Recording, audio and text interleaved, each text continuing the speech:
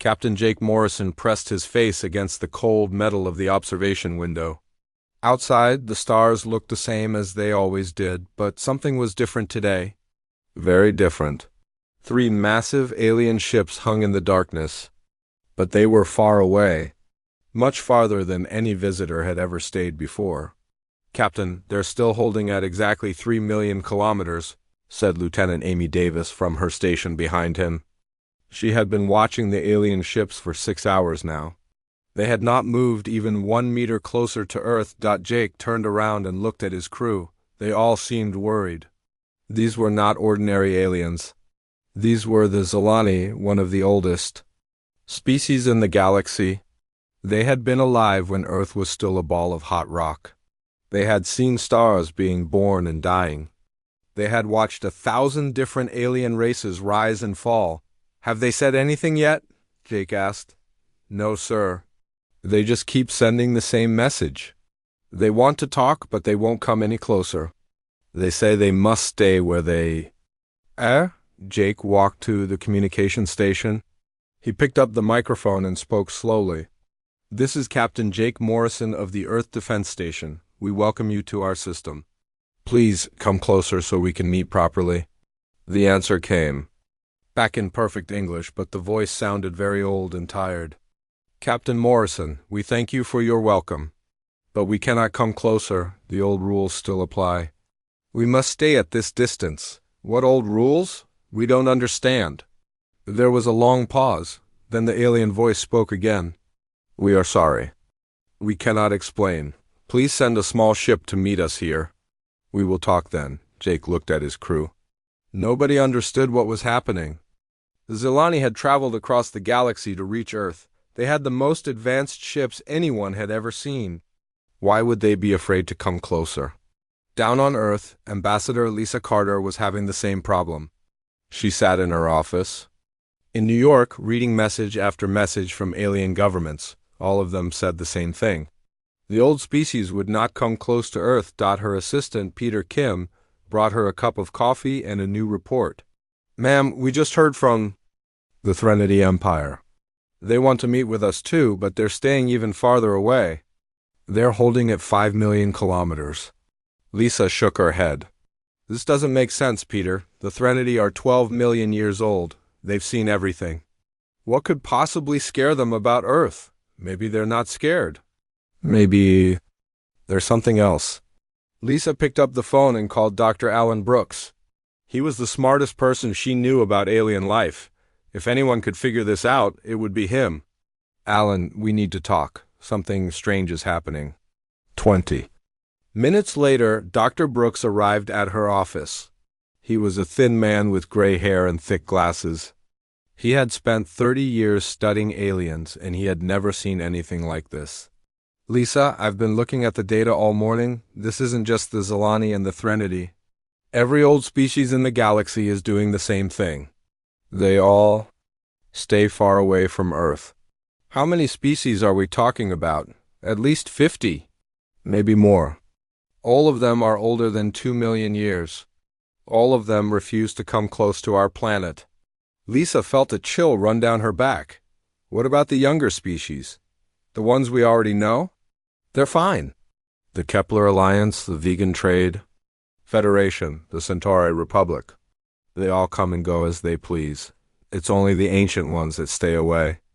Meanwhile, at the Mars Research Station, Commander Kelly Hudson was having her own problems.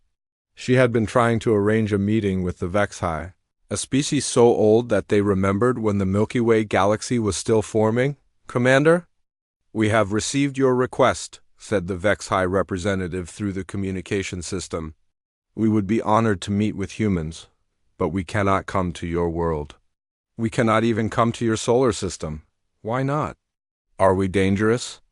"To you? You are not dangerous in the way you think. But there are old warnings, very old warnings. Our ancestors left us instructions. We must not go near the third planet of your star." Kelly felt frustrated. "What warnings? What instructions?" "We need to understand. We wish we could tell you more, but the warnings are clear. We must not approach. We must not risk what happened before. The communication went quiet for a long time. Then the Vexi spoke again, and their voice sounded sad.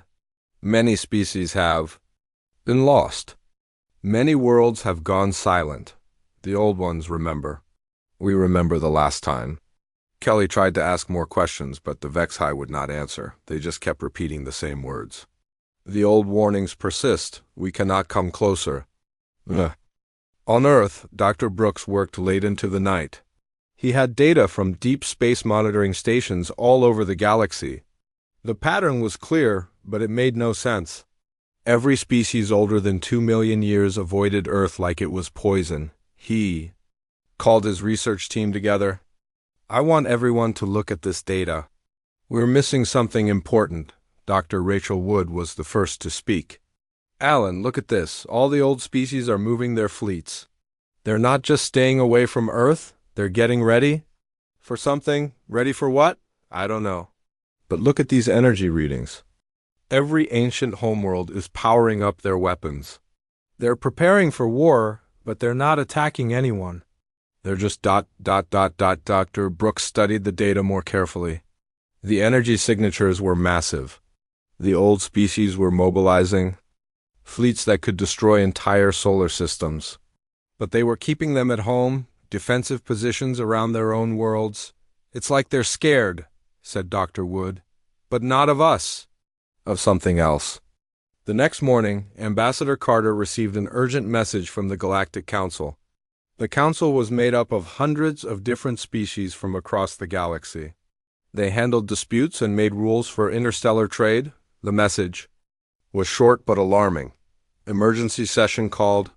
Topic: the Earth problem. All species must attend. Location: Neutral Station Alpha 7. Carter immediately called Captain Morrison. Jake, I need you to take a ship to Alpha 7. The council is calling an emergency meeting about Earth. What kind of emergency? I don't know. But they're calling it the Earth problem. That doesn't sound good. 2 days later, Captain Morrison arrived at Neutral Station Alpha 7. The station was huge, big enough to hold ships from 100 different worlds.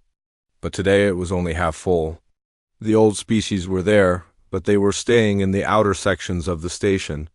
The younger species were in the inner sections, closer to the meeting rooms. Morrison walked through the corridors and saw aliens he had never seen before.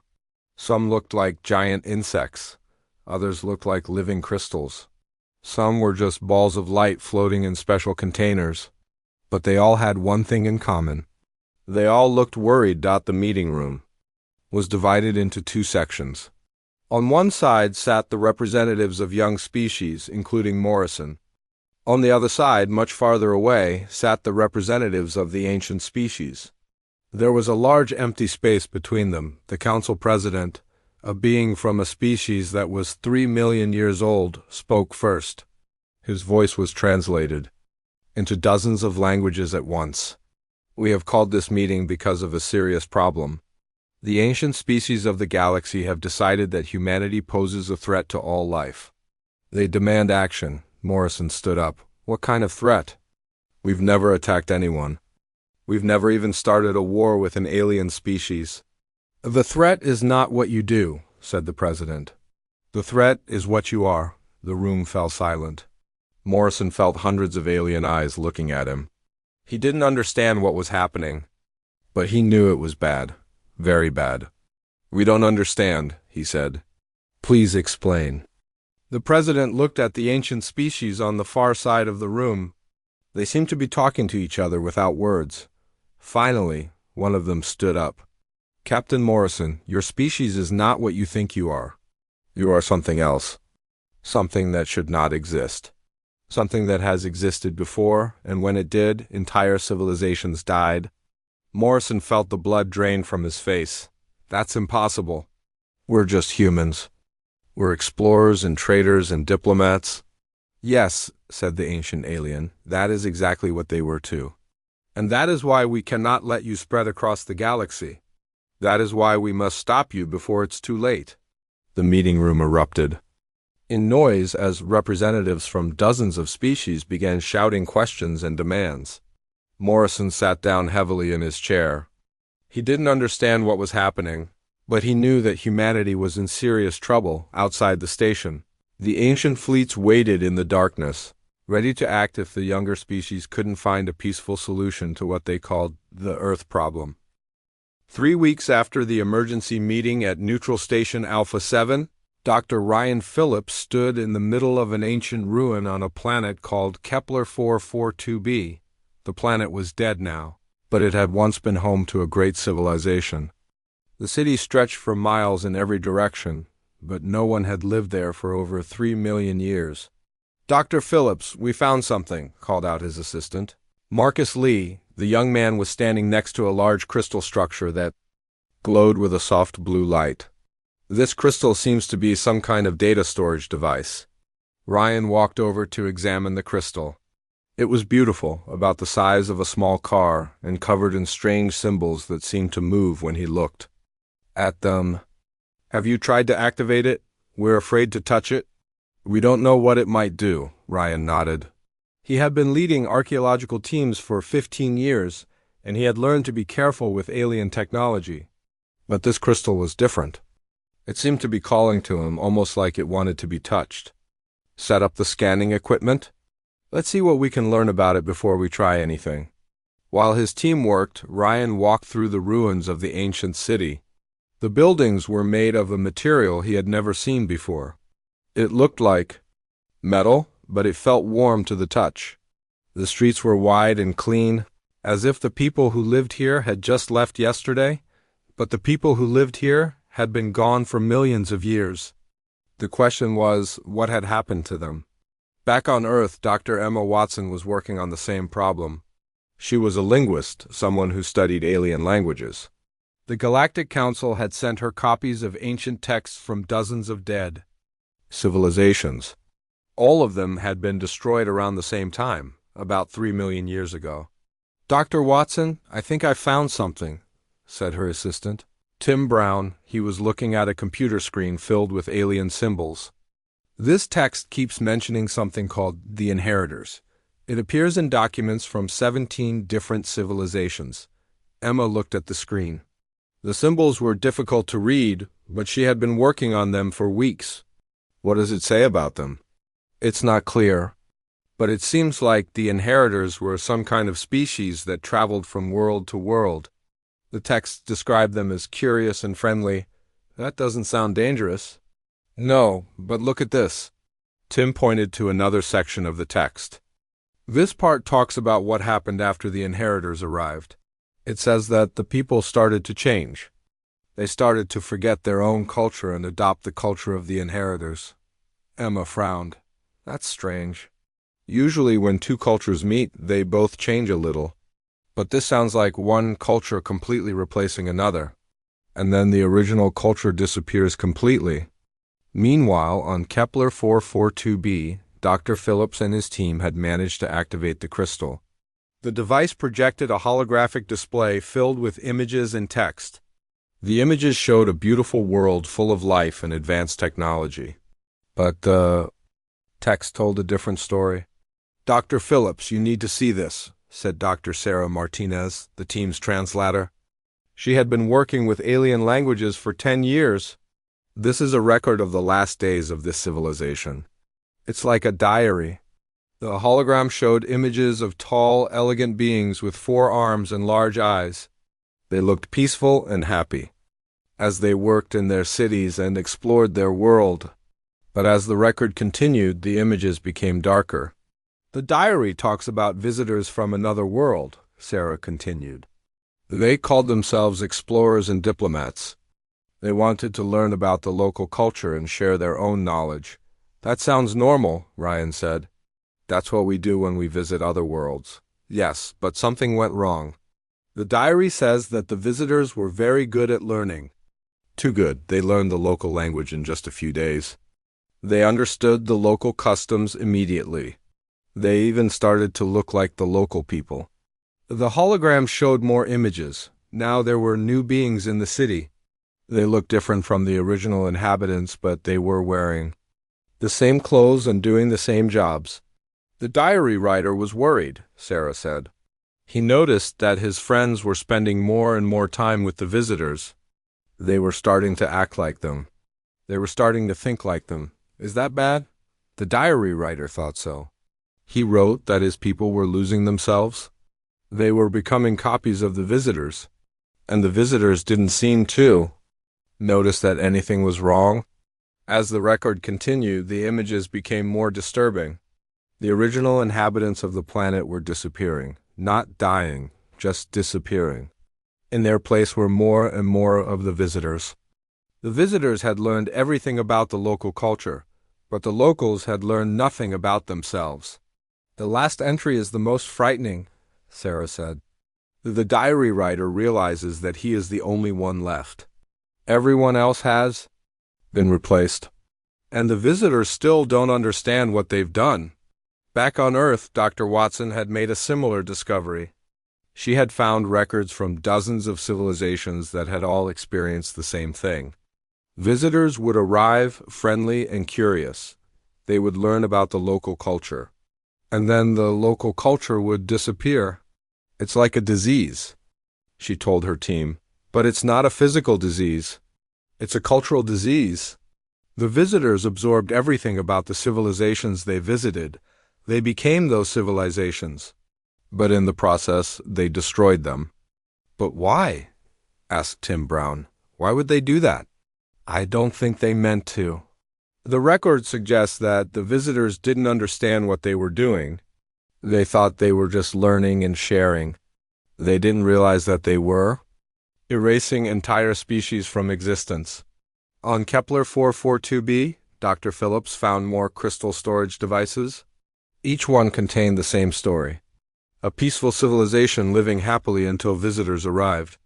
The visitors would integrate with the local population, and then the local population would disappear. We need to report this to Earth immediately, Ryan told his team. This is bigger than we thought. Commander Nick Sullivan was coordinating similar archaeological expeditions on 17 different worlds. All of them had been the home of advanced civilizations. All of them were now empty ruins, and all of them told the same story. We have a pattern, he reported to Earth Command. Every dead civilization we found was destroyed by the same species. The records call them the inheritors. They would arrive, learn everything about the local culture, and then somehow replace the entire population. The news reached Earth just as Dr. Watson was making her most important discovery. She had found a record that contained detailed descriptions of the inheritors. As she read the description, her blood ran cold.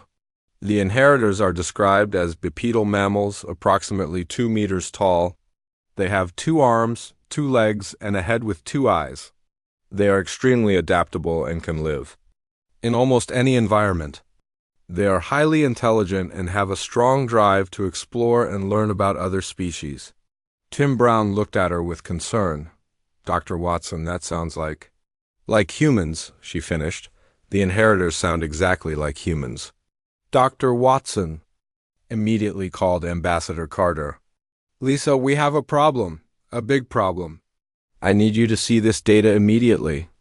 An hour later, Ambassador Carter was looking at the same records that Dr. Watson had been studying. The description of the inheritors was disturbing enough, but there was more. Look at this, Dr. Watson said, pointing to another section of the text. The inheritors had a special ability. They could absorb the knowledge and skills of other species just by being around them. They didn't do it on purpose. It was unconscious. But it was deadly. What do you mean? The records say that when the inheritors learned from other species, they didn't just learn facts or skills. They absorbed the very essence of those species. They became them. But in the process, the original species lost their identity. They became empty shells. Ambassador Carter felt sick. Are you saying that humans are the inheritors? I'm saying that the description matches perfectly, and there's more. The timing fits too. The inheritors disappeared from the galaxy about 3 million years ago. That's about the same time that life on Earth started to become more complex. You think the inheritors came to Earth? I think the inheritors became Earth. I think they absorbed so many different species that they forgot who they originally They became a new species. They became us. Meanwhile, on the planet Zarian 7, Dr. Grace Turner was exploring the ruins of an ancient library. The library was enormous, bigger than any building on Earth. It contained the records of hundreds of civilizations, all of them now extinct. "Dr. Turner, you need to see this," called out her assistant, Kevin Walsh. He was standing in front of a wall covered in crystalline tablets. These tablets contained the final transmissions from the civilizations that were destroyed by the inheritors. Grace walked over to examine the tablets. Each one told the same story. A peaceful civilization, living normal lives. Then the inheritors would arrive. At first, everything would seem fine. The visitors were friendly and helpful. They wanted to learn and share knowledge. But then things would start to change. The locals would begin to act like the visitors. They would adopt their customs, their language, their way of thinking. It seemed harmless at first. Cultural exchange was normal when different species met. Captain Peter Kane was eating breakfast on the bridge of his ship when the message arrived. It came from a small automated probe that had traveled across the galaxy to reach him. The probe kept its distance, staying exactly 3 million kilometers away from Earth, just like all the other ancient alien visitors. "Captain, the probe is transmitting something," said Lieutenant Dan Rogers from the communication station. "It's encrypted, but it's addressed to you personally." Peter put down his coffee and walked over to the station.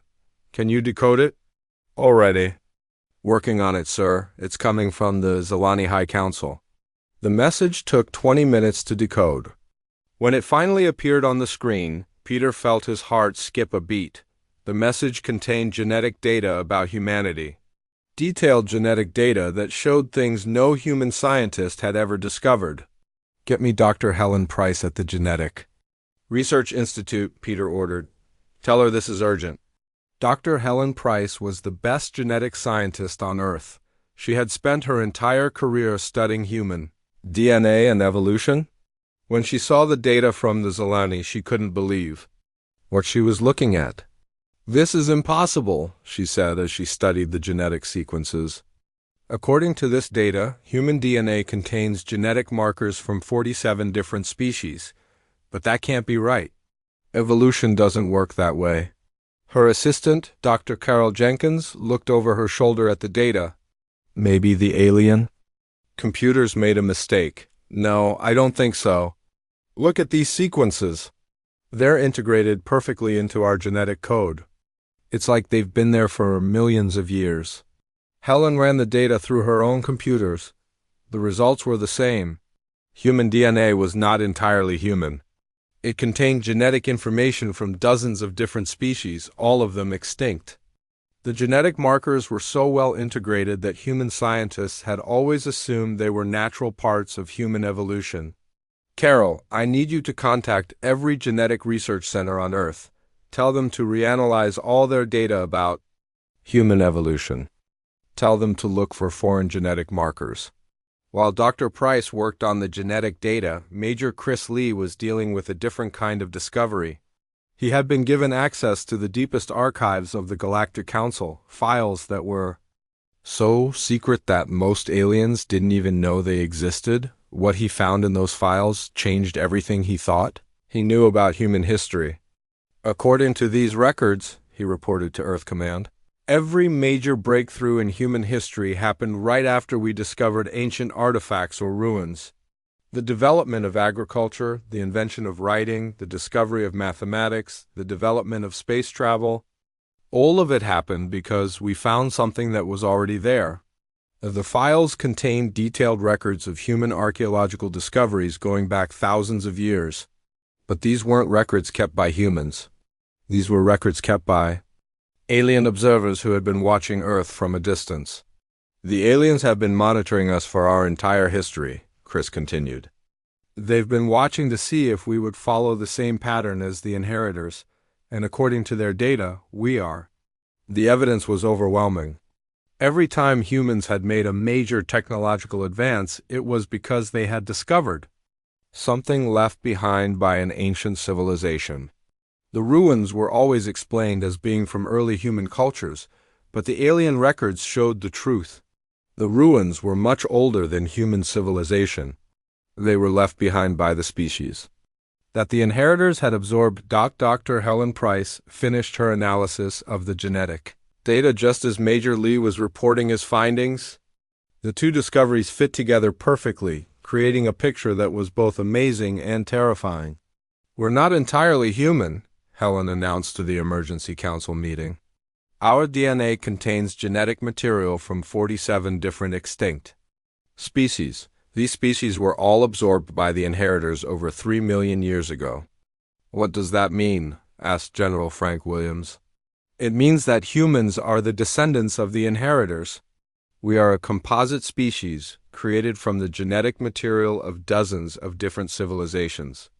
Our ancestors didn't just learn from other species, they absorbed them completely."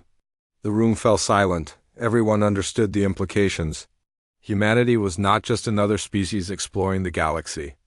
They were the children of the most dangerous species the galaxy had ever known. Dr. Tony Martinez, Earth's leading expert on alien cultures, stood up to speak. "This explains everything. Our rapid technological development, our ability to adapt to different environments, our intuitive understanding of alien technology. We're not just naturally good at these things. We inherited these abilities from the species our ancestors absorbed." "But why don't we remember?" asked Ambassador Carter. "If we're descended from the inheritors, why don't we have any memory of what we did?" "Because the inheritors didn't do it consciously," Tony replied. "According to the ancient records, they were unaware of their ability to absorb other species. They thought they were just learning and sharing knowledge. They didn't realized they were destroying entire civilizations." The truth was becoming clear. The inheritors had not been evil conquerors.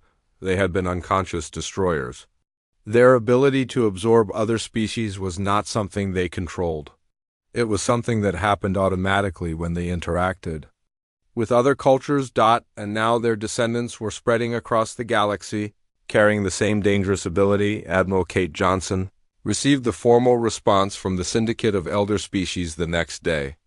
The message was delivered by holographic projection to avoid any direct contact with humans. The alien representative was a being whose species had survived for 15 million years. They had watched the rise and fall of countless civilizations. They had seen the inheritors destroy entire sectors of the galaxy, and now they were seeing it happen again. "Admiral Johnson," the alien said, "we have studied your species for many years. We have watched your interactions with younger alien races. We have seen the pattern beginning to repeat." "What pattern?" "The pattern of integration syndrome. It is what we call the process by which the inheritors absorbed other species. It begins with peaceful contact. The inheritors would arrive at a world and establish diplomatic relations. They would share knowledge and learn about the local culture." The alien continued, "But then something would change. The local species would begin to adopt the customs and behaviors of the inheritors." This seemed natural at first. Cultural exchange is normal when different species meet, but this was different. The change was one-way and complete. Admiral Johnson felt a chill run down her spine. What happened to the local species? They disappeared. Not physically, but culturally. They became copies of the inheritors. Their own culture, their own identity, their own way of thinking vanished completely. They became empty shells that remembered being something else. The alien showed holographic images of the process. Peaceful worlds full of diverse alien life. Then the inheritors would arrive. At first, everything seemed fine. The aliens would welcome the visitors and begin to interact with them, but as time passed, the local aliens would begin to change. They would start to dress like the inheritors. They would adopt their language and customs. They would even begin to look like them. Meanwhile, the inheritors would absorb knowledge and cultural elements from their hosts. The process was gradual, the alien explained. It took several generations to complete, but the end result was always the same. The original species would disappear entirely. In their place would be more inheritors who carried genetic and cultural memories of the absorbed species. And you think humans are doing the same thing? We know you are. We have been monitoring your interactions with younger species. We have seen the early stages of integration syndrome beginning to manifest. Commander Steve Clark was given access to the Syndicate's monitoring reports. The data was disturbing. Human diplomats and tourists working closely with alien species were beginning to show the same behavioral patterns that the inheritors had displayed 3 million years ago. The humans working with the Kepler Alliance are unconsciously mimicking their partners' thought patterns, one report stated. They are adopting alien gestures, speech patterns, and even physiological responses. Meanwhile, the Kepler Alliance members are beginning to think and act more like humans. Another report was even more alarming: the cultural exchange between humans and the Vegan Trade Federation is proceeding exactly as predicted. The vegans are losing their distinct cultural identity and becoming more human-like in their behavior. The humans involved are unaware that this is happening. The reports showed that the integration syndrome was not immediate.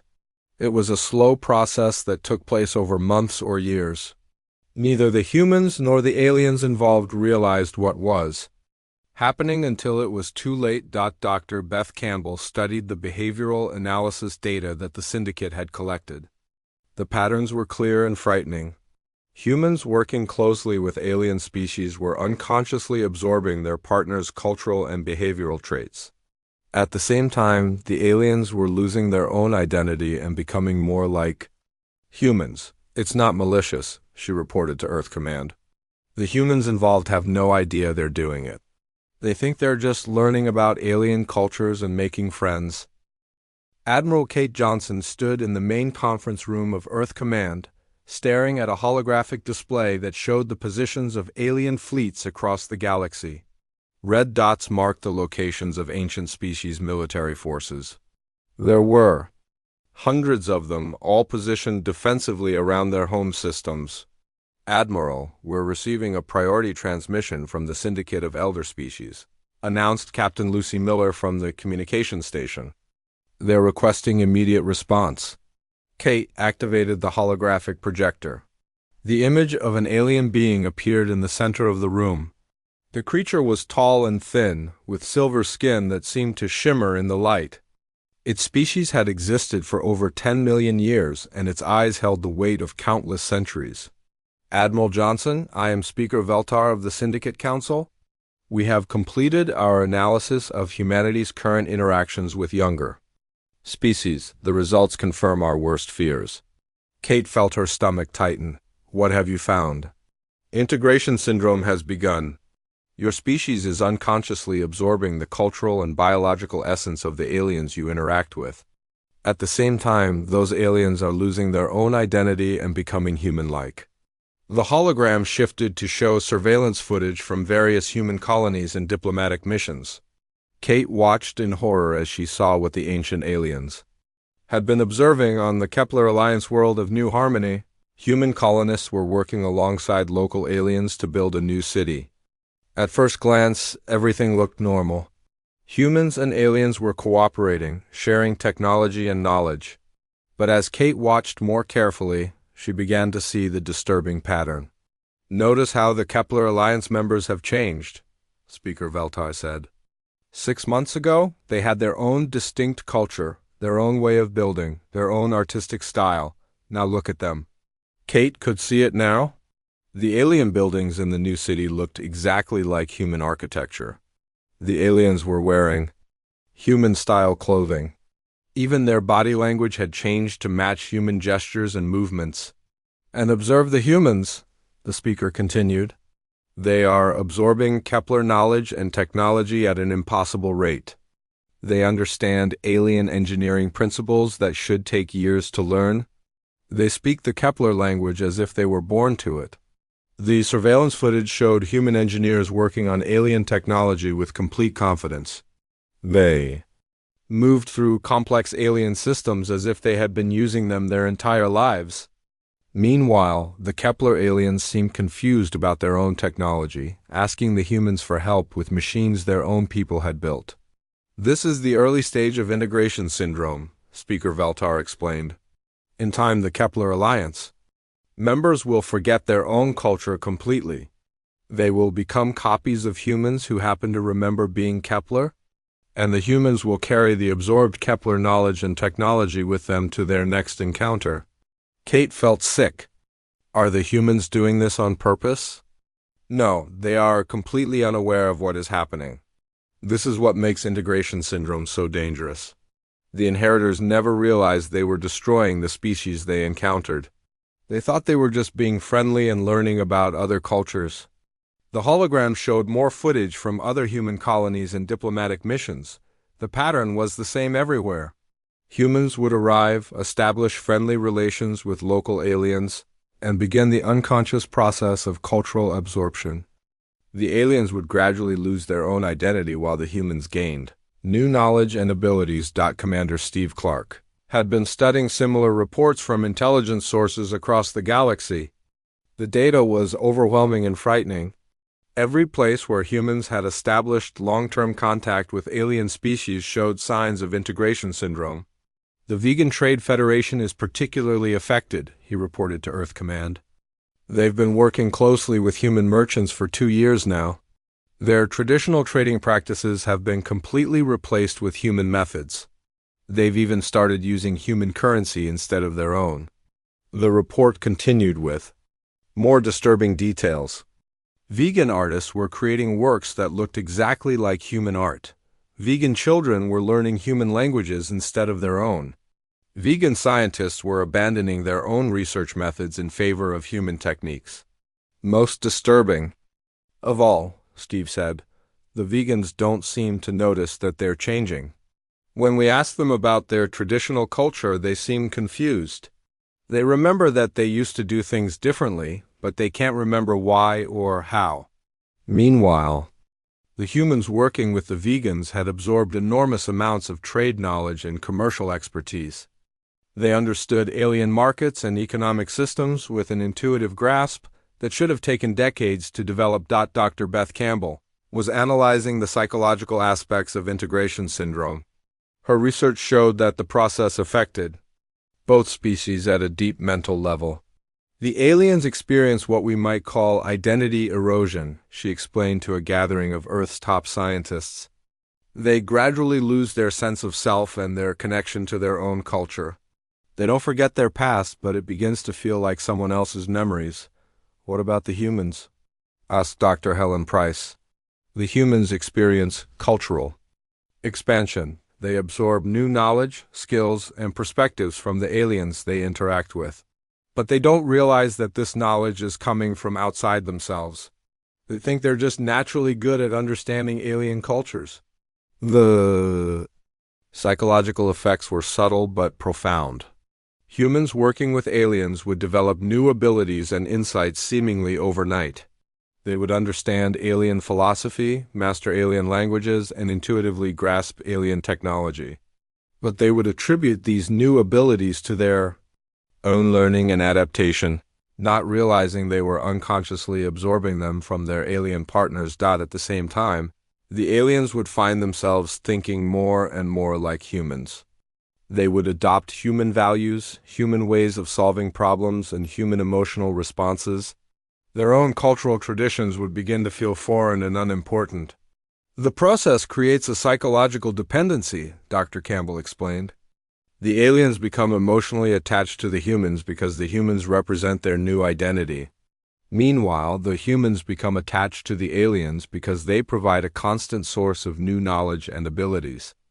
The Syndicate of Elder Species had been monitoring this process carefully. They had detailed records of how integration syndrome had progressed 3 million years ago.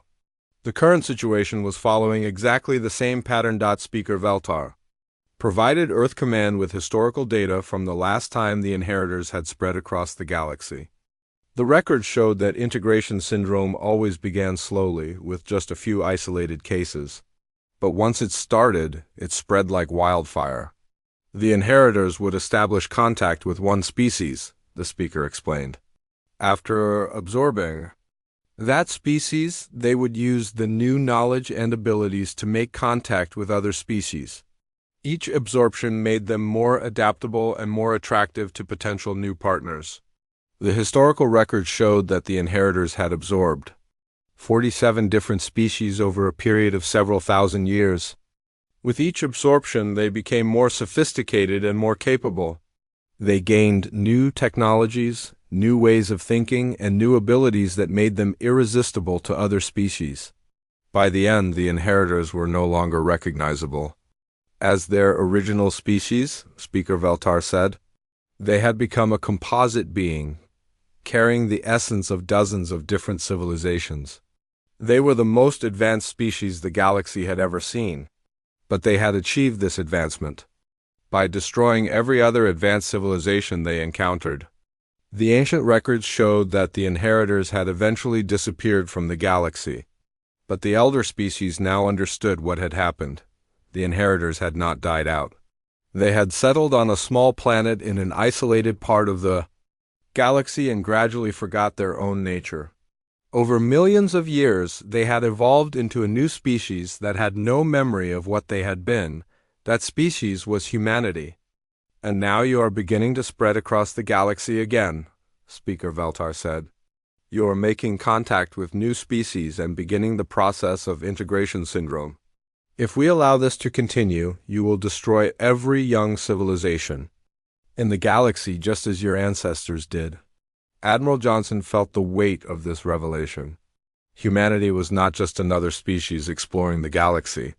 They were the unconscious inheritors of a legacy of destruction. Every friendly contact they made with alien species was potentially the beginning of that species' extinction. What do you want us to do? She asked. Speaker Veltar's expression was grave. The Syndicate has discussed this matter extensively. We have 3 options to present to humanity. You must choose one of them, or we will be forced to take action ourselves. The hologram shifted to show the positions of the ancient fleets again. Kate realized that these were not defensive positions. The elder species were preparing for war. If humanity refused to cooperate, they would face the combined military might of every ancient civilization in the galaxy. What are the options? Kate asked. First, you can accept permanent quarantine within your home solar system. President Ben Adams stood at the head of the enormous conference table in the United Earth Council chambers. Representatives from every nation, every colony, and every major organization on Earth sat around the table. The room was silent except for the quiet hum of the air conditioning system. Ladies and gentlemen, President Adams began, we face the most important decision in human history. The Syndicate of Elder Species has given us 3 choices. We must decide our future within the next year, or they will decide it for us. The debate had been going on for 3 months. Every day brought new arguments, new proposals, and new fears about what each choice would mean for humanity. Dr. Ray Foster stood up to address the council. He had been leading the scientific team studying the genetic modification option. I need to be clear about what the second option means, he said. The genetic modification would not just remove our integration syndrome abilities. It would change the fundamental nature of human consciousness. Explain that in simple terms, said Representative Jane Wilson from the European Union. Our ability to unconsciously absorb knowledge and culture from other species is connected to the same brain functions that make us creative, adaptable, and curious. If we remove one, we damage the others. The modified humans would be safer for other species, but they would also be less intelligent, less creative, and less able to solve complex problems. The room erupted in angry voices. Some representatives argued that safety was more important than intelligence. Others insisted that humanity without curiosity and creativity would not be humanity at all. Captain Joan Miller represented the faction that supported accepting quarantine. She had been arguing for this option since the beginning of the debates. Think about what we're really being offered, she said when the room quieted down. The first option gives us our entire solar system to explore and develop. We have 8 planets, dozens of moons, and countless asteroids and comets. We could build a civilization here that would last for millions of years. Oh, but we would be prisoners, argued Senator Bob Garcia from the Americas. We would never be able to explore the galaxy or meet new species. We would be alone forever. We wouldn't be alone, Joan replied.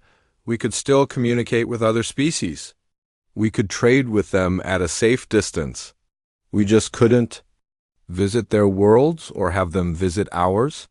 The quarantine option had support from many military leaders and scientists. They argued that it was the safest choice for both humanity and the galaxy. But many others saw it as a form of surrender, the third option. Learning to control integration syndrome had the most supporters but also the most critics. Dr. Beth Campbell had been studying whether such control was even possible. We've identified 3 volunteers who seem to have some natural resistance to integration syndrome, she reported to the council. These individuals have worked closely with alien species without showing the typical absorption patterns. What makes them different? Asked President Adams. They all have unusual brain structures in the areas responsible for empathy and cultural learning. They seem to be able to interact with aliens without unconsciously mimicking them. The 3 volunteers were Maria Santos, a diplomat who had worked with 5 different alien species, Kevin Park, a scientist who had spent 2 years on an alien research station, and Lisa Chang, a trader who regularly worked with alien merchants. All 3 had maintained their human identity while working closely with aliens. If we can understand what makes these 3 individuals resistant to integration syndrome, Dr. Campbell explained, we might be able to teach the same resistance to other humans. But the research was still in its early stages. There was no guarantee that the resistance could be learned or taught to others. And even if it could, there was no way to know if it would work for all humans in all situations, the debate continued.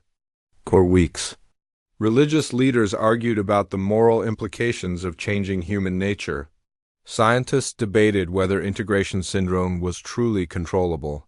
Military officers discussed the strategic implications of each choice. Meanwhile, reports continued to come in from human colonies and diplomatic missions. Integration syndrome was spreading. More alien species were beginning to show signs of identity erosion. The Kepler Alliance had completely abandoned their traditional government structure and adopted human-style democracy.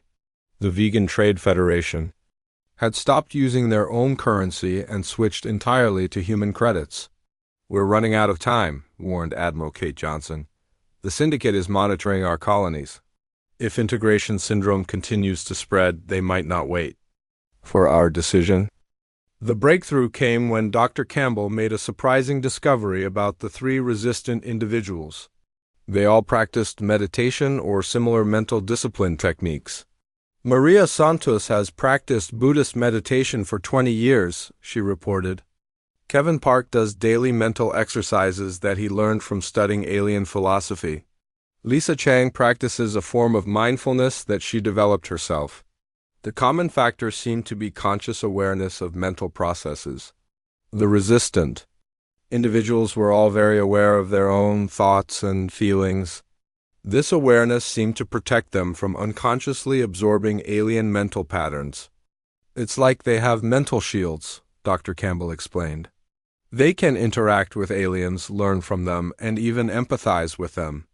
But they maintain conscious control over what they absorb and what they reject. This discovery led to the development of the Institute for Conscious Evolution. The institute would be a research center dedicated to understanding and teaching mental resistance to integration syndrome. Dr. Carl Watson was chosen to lead the institute. He was a psychologist who had spent years studying consciousness and mental control. We believe that humans can learn to control their integration syndrome abilities, he announced at a press conference. But it will require a complete change in how we think about interacting with other species. The training program would teach humans to be consciously aware of their mental processes when interacting with aliens. They would learn to recognize when they were beginning to absorb alien thoughts or behaviors. Most importantly, they would learn to choose what to accept and what to reject. It's not about building walls in our minds, Dr. Watson explained. It's about building conscious control. We want to keep our ability to learn from other species, but we want to do it deliberately instead of unconsciously. The Institute's proposal convinced many council members. It offered a way for humanity to remain true to their nature while becoming safe for other species. But it was also the riskiest option. If the training failed, humanity would face destruction by the combined fleets of the galaxy's oldest civilizations. President Adams called for a final vote after 6 months of debate. The results were close but decisive. The Council chose to establish the Institute for Conscious Evolution and attempt to learn control over integration syndrome. The decision was communicated to the Syndicate of Elder Species. Speaker Veltar's response was cautious but hopeful. The Syndicate acknowledges humanity's choice, the ancient alien said. We will monitor your progress carefully. If you can demonstrate consistent control over integration syndrome within the specified time period, we will gradually reduce the quarantine restrictions. The agreement established a testing protocol. Human volunteers would work with alien species under careful supervision. If they could interact without causing integration syndrome, the restrictions would be slowly lifted. But if integration syndrome continued to occur, the quarantine would become permanent. Work began immediately at the Institute for Conscious Evolution. The first class of students included diplomats, scientists, traders, and military officers. They would be the test cases for humanity's new approach to interacting with alien species. The training was difficult and demanding. Students had to learn to monitor their thoughts constantly, recognizing when they were being influenced by alien mental patterns. They practiced meditation, mental discipline exercises, and consciousness techniques developed specifically for resisting integration syndrome. After 1 year of training, the first group of students was ready for testing. They would work with volunteer alien species under the careful observation of both human and alien monitors. The tests began on a neutral space station far from Earth. Human students worked alongside aliens from species that had shown early signs of integration syndrome.